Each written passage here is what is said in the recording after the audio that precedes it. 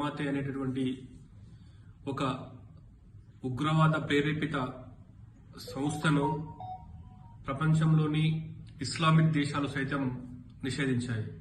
కానీ తెలంగాణలో నూతనంగా ఏర్పడినటువంటి కాంగ్రెస్ ప్రభుత్వం తబ్లిగీ జమాతే సంస్థను తెలంగాణ రాష్ట్రానికి ఆహ్వానించి రాష్ట్ర బడ్జెట్ నుంచి దాదాపు 3 కోట్ల రూపాయలు ఆ యొక్క సంస్థ కేటాయించడం, 2024 జనవరి 5, 6, 7 తేదీలలో 3 రోజుల పాటు వికారాబాద్ జిల్లా పరిగి సమీపంలో శిక్షణ తరగతులు ఏర్పాటు చేసేందుకోసము రాష్ట్ర ప్రభుత్వం అన్ని విధాల సహాయ సహకారం చేయడం అనేది ముమ్మాటికి చట్టవిరుద్ధం.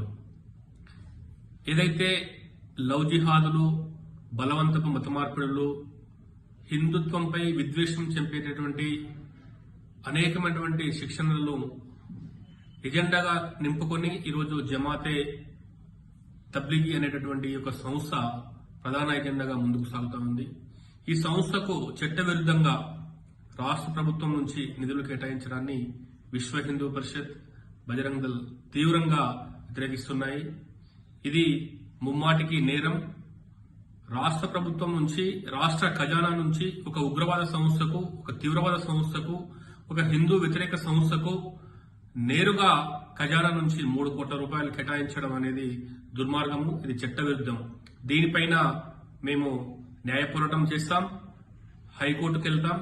అదేవిధంగా తెలంగాణ డీజీపీని ఒకటే సూచిస్తున్నాం. మేము ఈ యొక్క జమాతే తబ్లిగీ యొక్క సమావేశాన్ని వెంబడే రద్దు చేయాలి.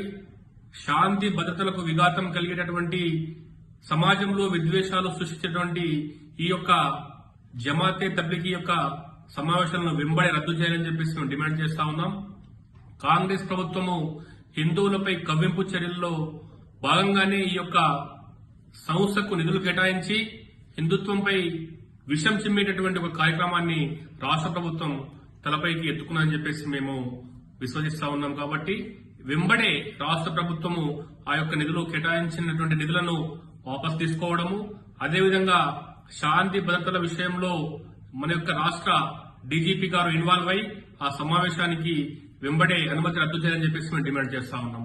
లేనట్లయితే విశ్వ హిందూ పరిషత్ బజరంగ్ దళ్ ఆధ్వర్యంలో భారీ ఎత్తున ఆందోళన కార్యక్రమాలు చేపట్టి ఈ యొక్క జమాతే తబ్లిగీ సంస్థ కార్యక్రమాలను అడ్డుకుని తీరుతామని చెప్పేసి మేము హెచ్చరిస్తా ఉన్నాం. జై శ్రీరామ్.